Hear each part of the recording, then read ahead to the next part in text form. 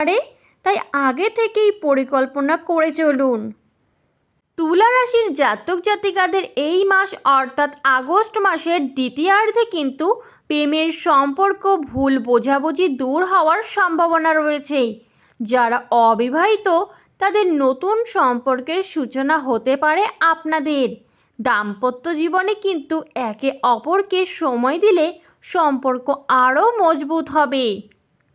20 August 2026-এর পরে কিন্তু পরিবারের সুখ শান্তি বজায় থাকবে। কোনো শুভ অনুষ্ঠান বা আনন্দের খবর আসতে পারে আপনাদের। পরিবারের প্রবীণ সদস্যদের স্বাস্থ্য নিয়ে একটু সতর্ক থাকুন। এবং এই সময় কিন্তু আপনাদের অর্থাৎ তুলা রাশির জাতক জাতিকাদের স্বাস্থ্য মোটামুটি ভালো থাকবে। তবে অতিরিক্ত মানসিক চাপ, অনিয়মিত খাবার এবং ঘুমের অভাব